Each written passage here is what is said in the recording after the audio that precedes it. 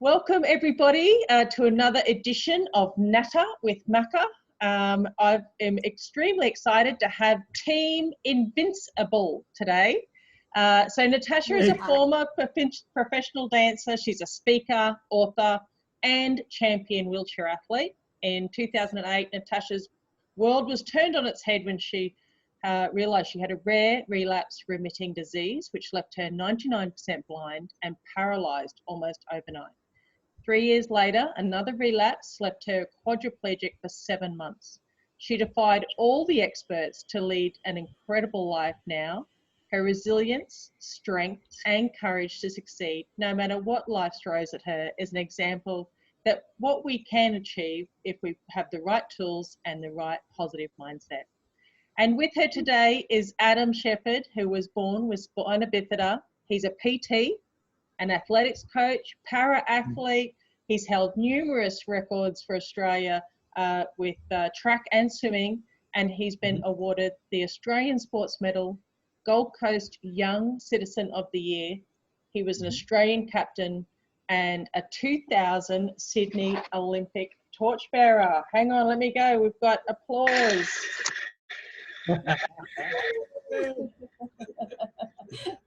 Worked it. Oh, hang on. I've worked out how to do an applause now. How are you guys? Yeah, really good, thanks. Really good, thank you. Thank you so much for joining me. I'm just going to change my name so it doesn't have Sasha's name, just got mine because it's all about me. So yeah, thanks for joining us and spending some time with me today. So Natasha, where on earth did the strength and resilience come from for you to be where you are today? To be honest, I don't know. When I was younger, I wouldn't have said that I had the kind of resilience that I have now. And if I'd have known where things would lead for me, I would have never have thought I would have coped in the way that I have. But yeah, it's funny how adversity and how challenges can change you, and you get to know the kind of person you are, and you find I guess an inner strength to just kind of pull through things. And for me, I was always very, very positive and just kind of thought to myself, well, you've got to play the hand you've been dealt and just kind of get on with it. But I was also very accepting of what the medical professionals told me, and I kind of allowed them to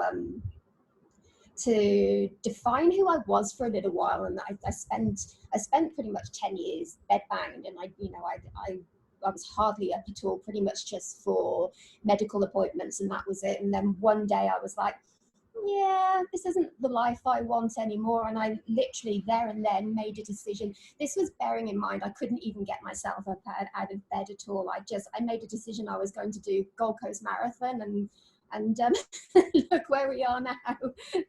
Times change, hey.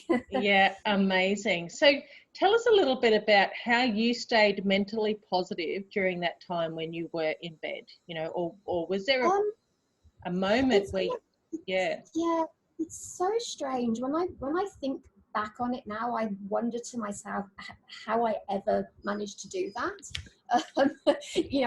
Now if I'm in the house for longer than 2 minutes, I feel like I'm going crazy. I just need to be outdoors all the time. But I don't know, I've always just been a positive person, and I suppose figuring out little goals, even if they seemed stupid to anyone else, and they probably wouldn't have seemed like much, but just some days getting myself up to be able to wash my hair and things like that at that point was such a big deal.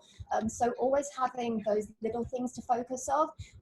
It was all about baby steps, small goals just to focus on. Someone's gone. Oh, great. No, that's okay. I just, I had a message come up that my battery was running low, and I think I've worked it out. I think it wasn't plugged in properly. That'd have been a disaster. Oh, no. Oh, no. Okay. I don't know what's happening. Oh, here we go. Technology's really works. I know, right? So, So obviously, you know, a lot of people struggle with that little voice in their head that always telling them what they can't do. So have you totally mastered that? Have you totally overcome that voice? No, not at all. Far from it. Ask Adam. I'm probably the most self-critical person you'll ever meet. I'm a perfectionist, so if anything ever goes wrong, I analyze and break down every little thing about it.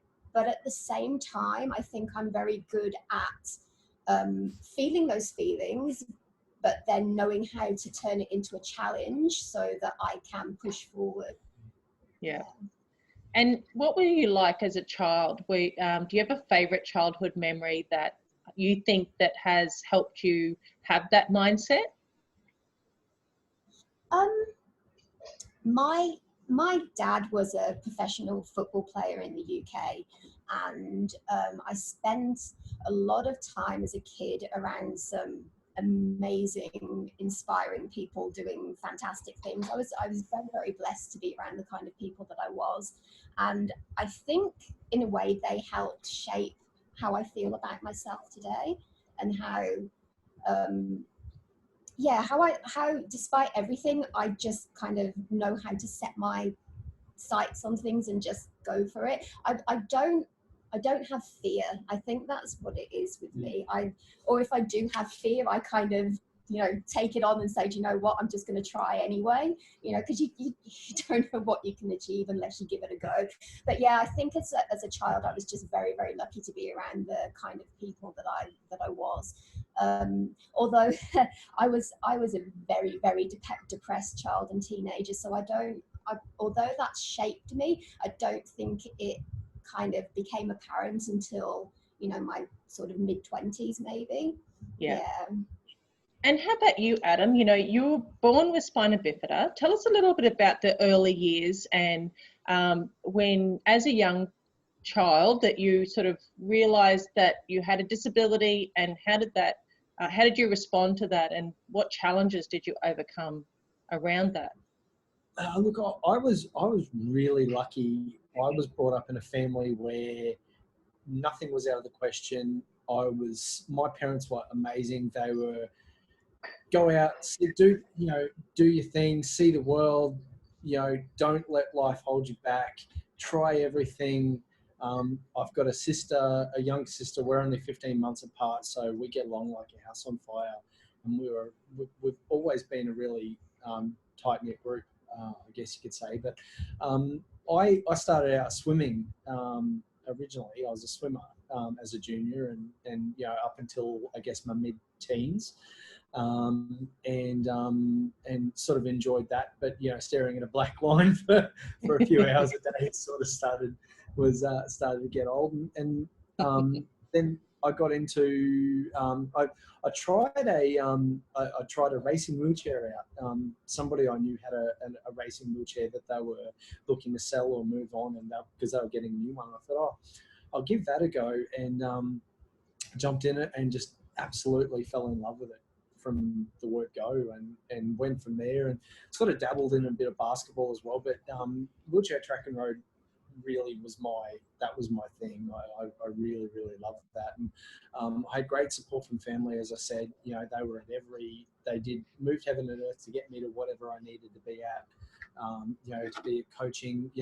This is, we're talking about sort of early mid 90s, when on the Gold Coast, the nearest track was running track was Brisbane. So, 2 days a week, Dad was loading up our old combi van, and we were driving up to Brisbane 2 days a week for training. And, so now, on the coast, we're really lucky. We've got a couple of tracks. We've got Bethune and of course our friends at BLK at the Performance Centre there, which is great, which is our local hangout.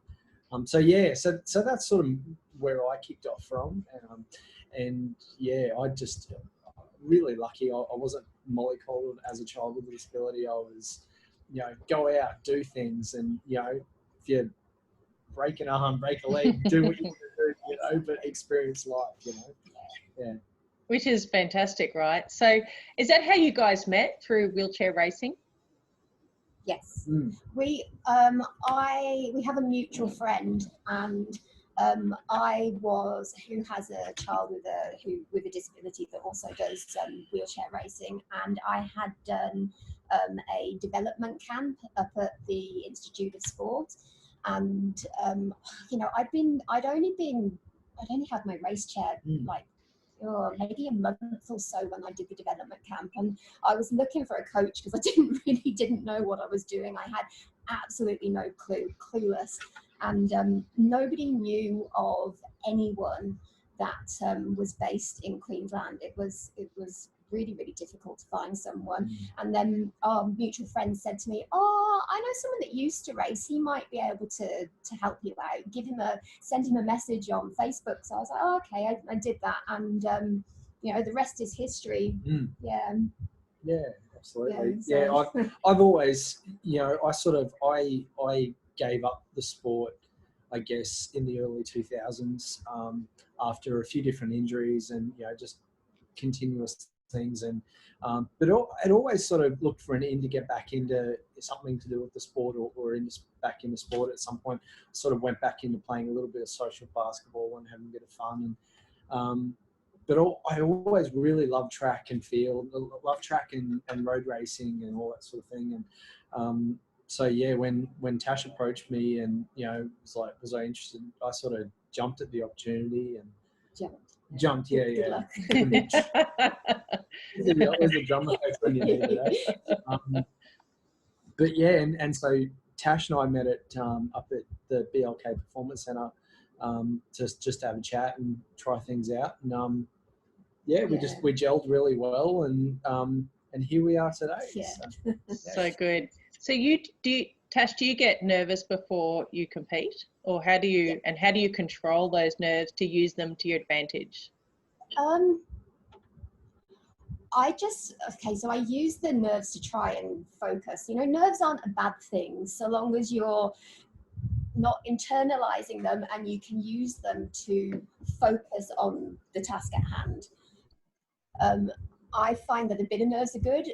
Unfortunately for me, though, my nerves tend to I'm type 1 diabetic and tend to make my blood sugars just go crazy just before an event. So doing a lot of deep breathing and visualizing and trying to focus on those things a little bit, and just keeping my mind on what I've got to do helps calm me slightly.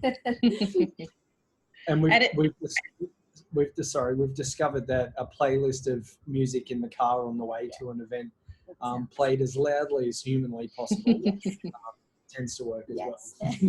Anything that I can sing along to really loudly. So Adam, being her coach, do you get nervous for her as well now, being a past athlete? Oh, absolutely. I've been there. I know the feeling. I honestly, I've actually had people say to me, "Oh, you look nervous." I'm like, I am.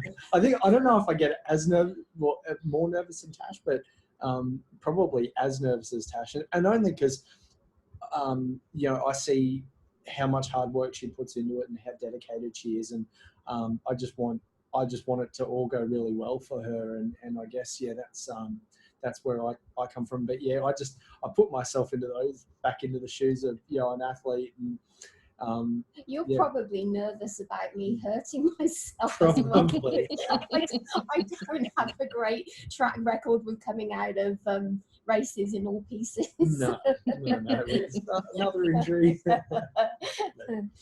Tash, I would think a highlight for you was in 2018, where you stood up in front of 1,000 dignitaries, VIPs, athletes, and did a presentation at the unveiling of the Commonwealth Games medals. I was in that room.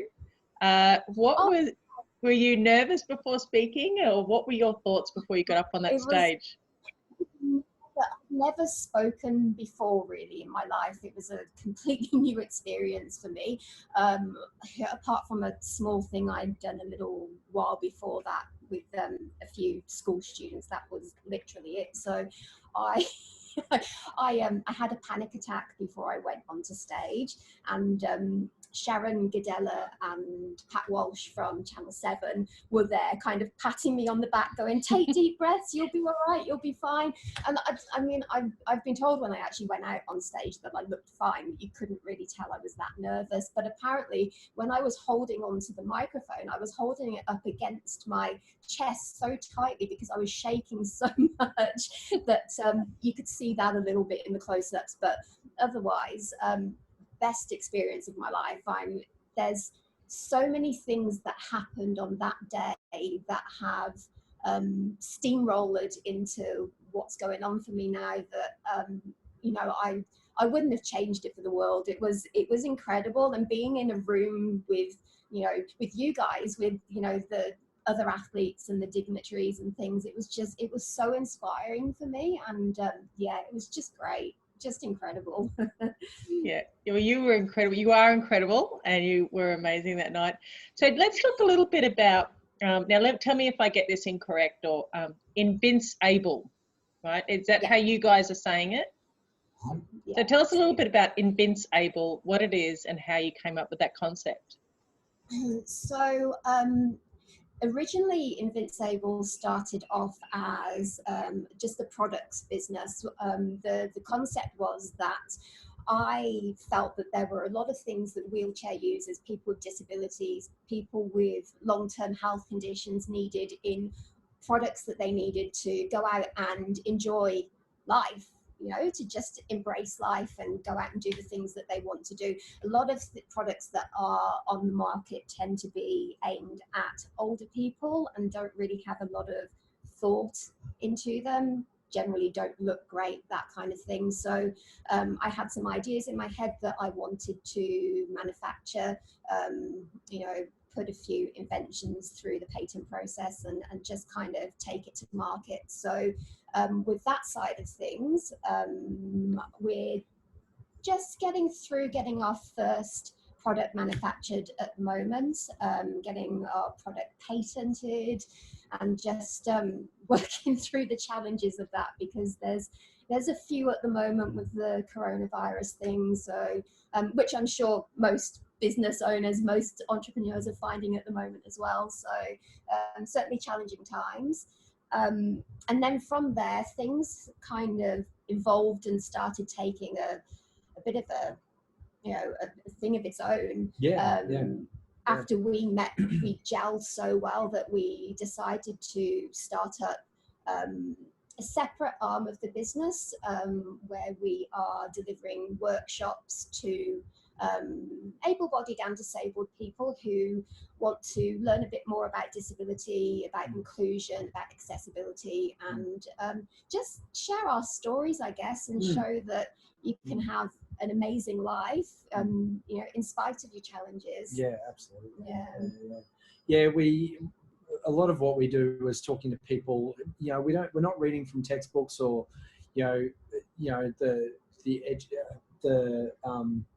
academic side of things so much. It's what a lot of what we do is from personal experience, from life experience, and you know, we talk to people about you know, how they can best work, you know, better work with people with disabilities if that's what they're after. But you know, we're not talking about going in and spending tens of thousands of dollars. You know, we talk to people about what they can do with what they've got. Yeah. That makes sense. Fantastic. And it's a classic example of you don't realise someone else's perspective until you put yourself in that position, right? So, you know, I when I was with the 2018 advisory committee, we had a conversation where at the Australian Open, at the Rod, I forget the name, is it the Rod Laver Arena in Melbourne? No, is it? Yeah. So at that arena, the wheelchair people can watch, right? So when they roll their wheelchairs up to the watch, the safety bar is right in their line of vision. Yeah, you know, that happens all the time, right? And people wouldn't have thought about that because, you know, we're standing up, we're 5'7", 8, 9, 10, whatever they are. Oh yeah, well that's a good, you know, waist height until you get yourself into that position. So you know, like I'm sure you come across lots of things like that. Absolutely, all the time. And I guess you know, with what we're doing, bringing that awareness to things, you know, even if it makes people just think once about, you know, pre-existing ideas and about what they think will work, yeah, it just, you know, it all makes a difference. It all makes a difference. Yeah.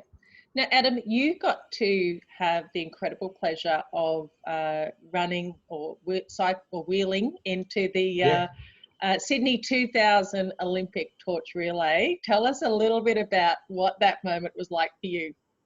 It was incredible.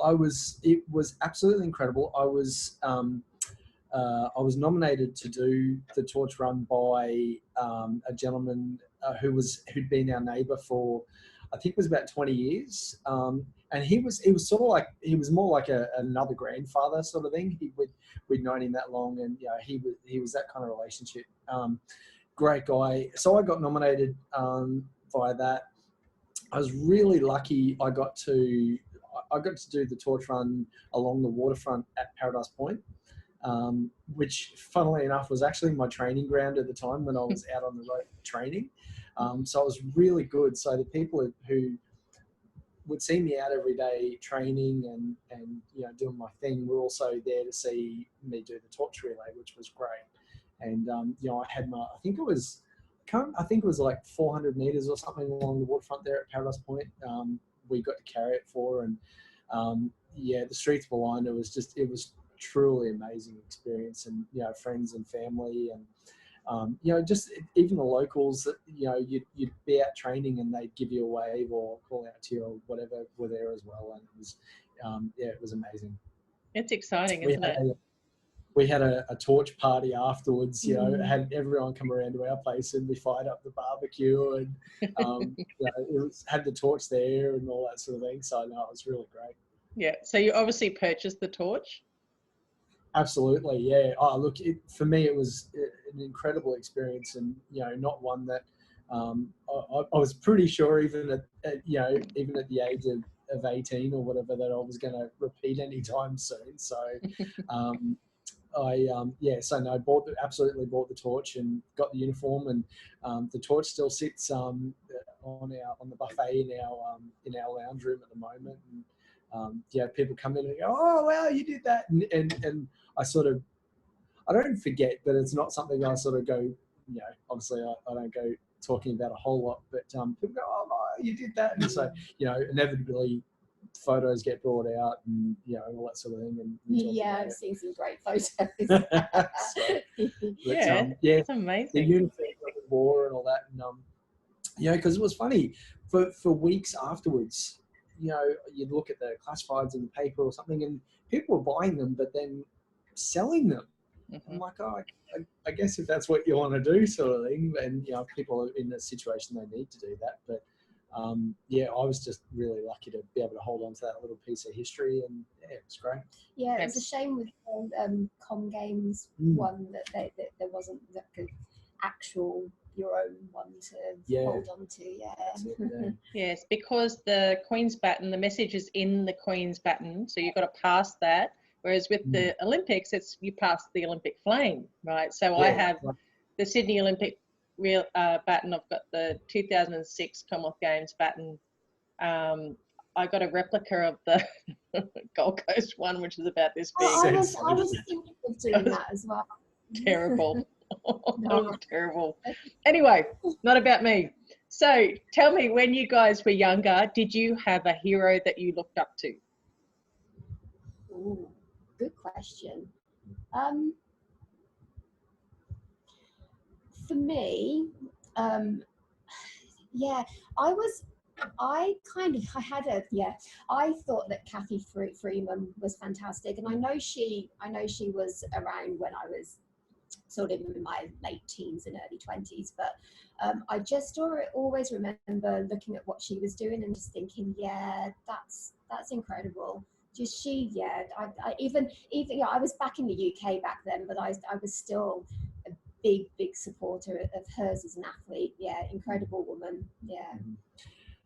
For me, we had and we still do. Shane Hill, who is an Australian basketballer. I got to meet Shane many years ago now, and a phenomenal guy, just a great guy. And I really looked up to him purely because, well, phenomenal athlete, obviously.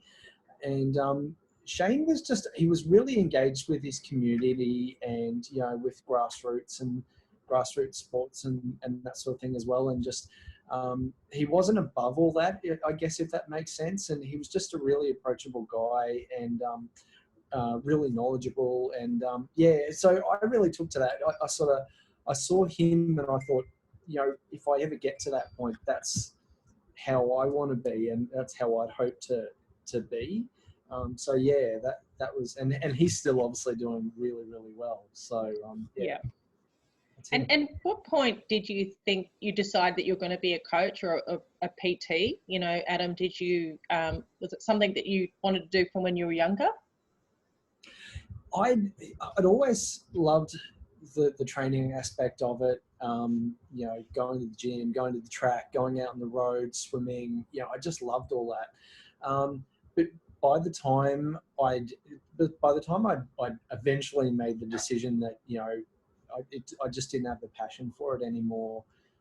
You know, I'd been through glandular fever, a couple of other illnesses and that sort of thing.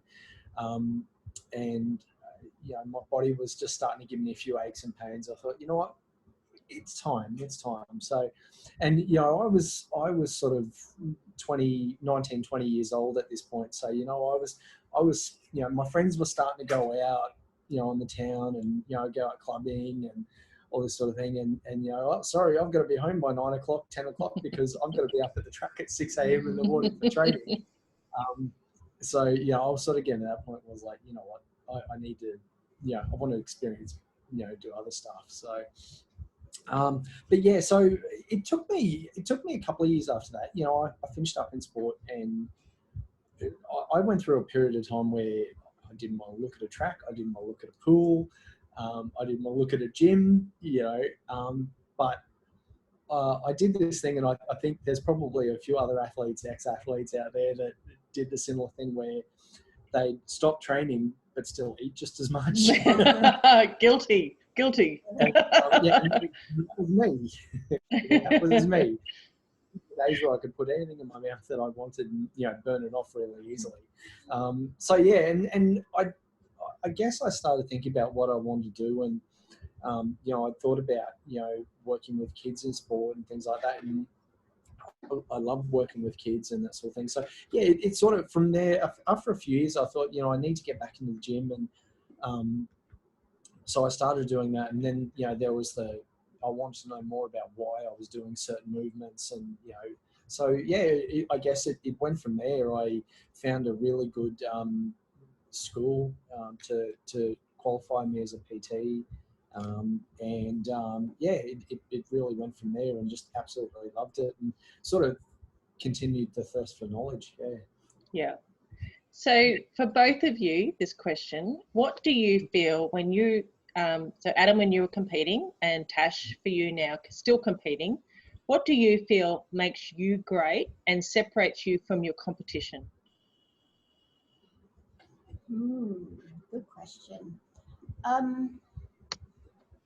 You know, all athletes have determination, and certainly all para athletes do, but I think maybe my memory of what it was like to be stuck in bed for 10 years and never ever wanting to be back there again, and just knowing that I want to achieve big things now and reach my goals, and whether that's and that I'm actually out there. I know this is going to sound terrible, but out there inspiring people.